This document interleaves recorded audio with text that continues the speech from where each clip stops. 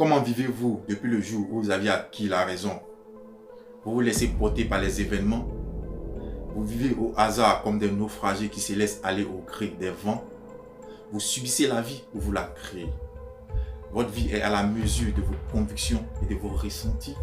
Vous appréhendez la vie comme un problème à résoudre ou vous pensez être la solution à la vie? Les questions se succèdent et demeurent sans réponse. Vous êtes harassé sur le bord du chemin, assis sur une borne, la tête entre les mains. Vous n'en pouvez plus. Vous ne voulez plus avancer, vous êtes seul et sans espoir face à votre destinée. Il faut pourtant se décider avant que tombe la nuit. Si vous appréhendez la vie comme un problème à résoudre, vous en aurez des tas de problèmes à résoudre, ne vous inquiétez pas. Cette perception des choses vous coupe de vous-même, vous coupe de votre nature divine. N'étant plus connecté à votre véritable nature, vous serez projeté vers l'extérieur en quête de sens et de signification à votre vie. Vous serez en proie aux circonstances et aux aléas de la vie. Vous n'aurez aucune joie de vivre parce que vous serez enclin à rechercher des problèmes à résoudre même où il n'y a pas de problème. Si vous pensez être la solution à la vie, vous prenez conscience de votre nature divine et de la vie qui vous anime. Ce faisant, vous exaltez, vous honorez cette vie à chaque instant du moment présent. La vie n'est plus perçue comme un combat, comme une lutte. Vous ne vivez pas dans l'espoir d'avoir la joie, l'abondance, le bonheur, l'amour dans quoi que ce soit ou à travers qui que ce soit. Mais vous vivez en étant conscient d'être la joie, l'abondance, le bonheur, l'amour. Vous savez dorénavant faire la différence entre vivre pour être heureux ou heureuse ou vivre pour ne pas être malheureux ou malheureuse.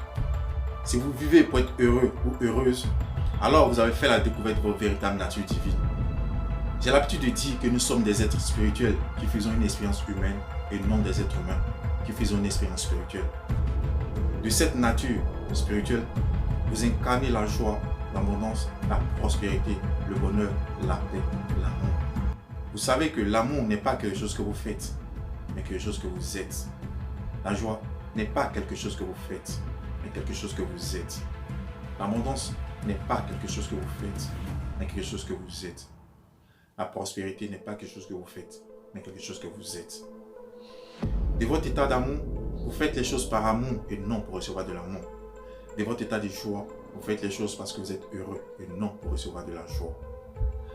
Pour vous, l'abondance ne se mesure pas à ce que vous avez, mais à ce que vous êtes.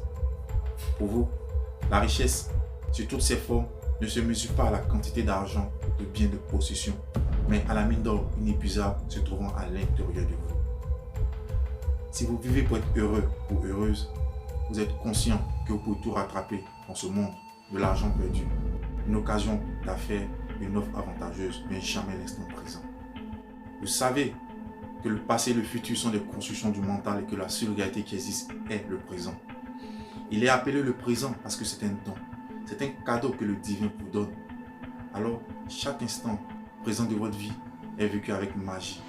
Vous honorez, exaltez, célébrez tous les événements malheureux ou heureux qui surviennent dans votre vie parce que ces événements ont un dessein divin. Et le divin ne peut rien vous faire vivre si ce n'est pour votre élévation.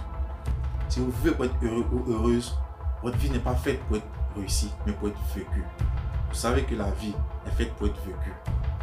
Comme le disait Jean-Jacques Rousseau, l'homme qui a le plus vécu n'est pas celui qui a compté le plus d'années, mais celui qui a le plus senti la vie. Si vous vivez pour être heureux ou heureuse, vous exigez beaucoup de vous-même et attendez peu des autres.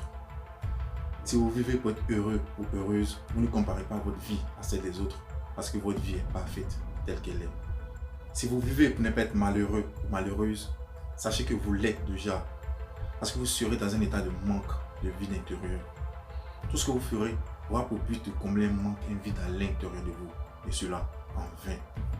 Vous n'aurez rien à vous apporter à vous-même, à tout ce que vous faites et aux gens autour de vous. Vous serez enclin à vouloir extraire du bonheur, de l'argent, de l'amour, de ce que vous faites, de ce que vous avez et des gens autour de vous. Pour vous, la joie sera appréhendée comme quelque chose que vous faites et non quelque chose que vous êtes.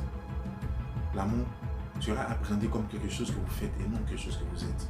Le bonheur sera appréhendé comme quelque chose que vous faites et non quelque chose que vous êtes.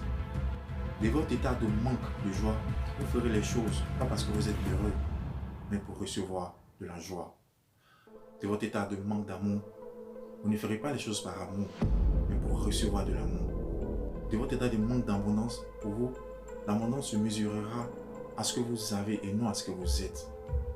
De votre état de manque de richesse intérieure, lorsque vous donnerez quelque chose, quoi que ce soit à quelqu'un, vous aurez le sentiment de perdre quelque chose. Si vous vivez pour ne pas être malheureux ou malheureuse, vous vivez constamment dans le passé et vous êtes projeté dans le futur. Vous regrettez quelque chose que vous avez fait, que vous aurez dû faire, que vous n'aviez pas fait. Vous n'êtes pas dans l'appréciation du moment présent, mais dans l'attente. L'attente d'un futur qui sera mieux que le présent.